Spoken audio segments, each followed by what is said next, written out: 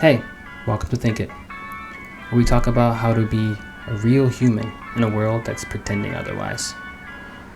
The birthday breakdown, when you realize you've been pretending.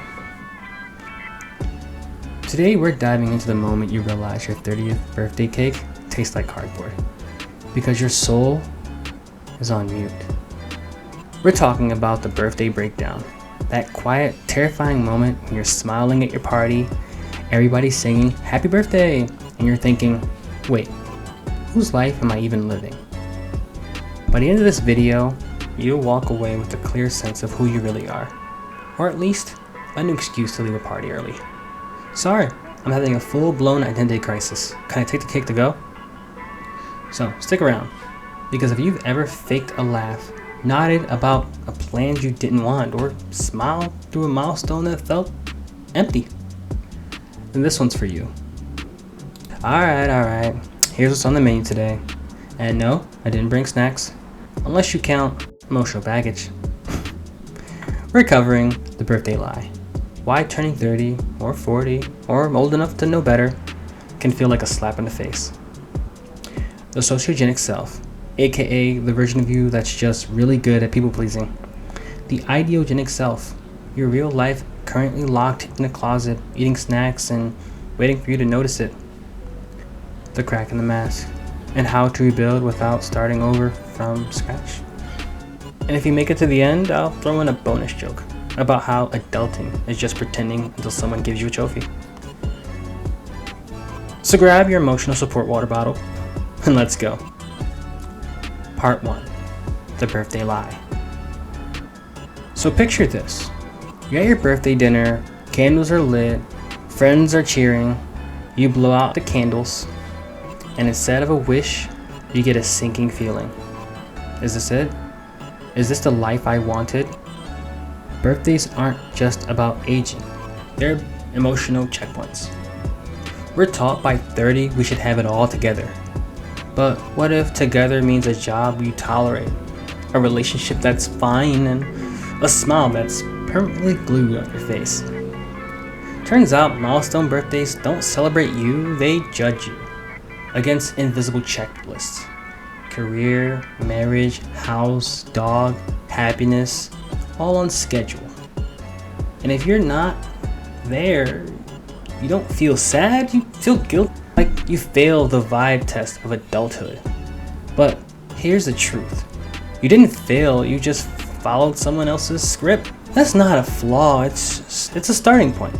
Part 2, the sociogenic self, aka the people pleaser persona. Meet your sociogenic self. There's a fancy way of saying the version of you that's optimized for approval. This is the you that says, I'm fine, when you're not. Takes the job because your parents would be proud. Dates someone because they look good on Instagram. This version of you is great at parties. It knows the right thing to say. It laughs at the right time. It even cries at weddings. On cue. But here's the problem. The sociogenic self is a performance. And performances can get exhausting. It's like wearing a suit every day, even to bed. Eventually, you forget how you look without it. And worse, you start believing that suit is you. Part 3, the ideogenic self, aka the real you, currently on mute. Now, meet your ideogenic self, the part of you that's not trying to impress anyone. This is the you that wants to travel but doesn't post about it, dreams of quitting a job but feels guilty for wanting more, actually prefers quiet nights in, but say, I love parties, because that's what fun people do. This self isn't loud, it doesn't demand attention, it just exists quietly and honestly. And when you ignore it long enough, it doesn't scream. It just gets quieter. Until one day, at your birthday dinner and you feel nothing. That's not depression, it's your real self checking out. So here's the good news. Pretending doesn't mean you're broken. it means you're trying to survive. And that's human. But eventually the mask cracks, and maybe it's a panic attack in a parking lot. Maybe it's crying during a commercial about dogs. Maybe it's realizing you don't even know what you like anymore. And that's not failure. That's awakening. So what now? Start small. Ask yourself, what do I actually want? Not what's expected. What do you want? Try one thing that feels weirdly authentic, like quitting social media, changing your job path, or finally admitting you hate hiking. Let yourself be in process. You don't even need to have it all figured out. You just need to start showing up for you. Because the ideogenic self doesn't need a perfect life. It just needs permission to exist. Alright, let's recap. Because I know you're multitasking and also wondering if you left the stove on. We talked about the birthday lie, how milestones can make you feel like you're failing, while you're just living someone else's dream. The sociogenic self, the polished people pleaser version of you. The ideogenic self, your quiet, real life that have been waiting for an invitation. And the crack in the mask, and how that's not the end, it's the beginning. And remember that joke from the beginning?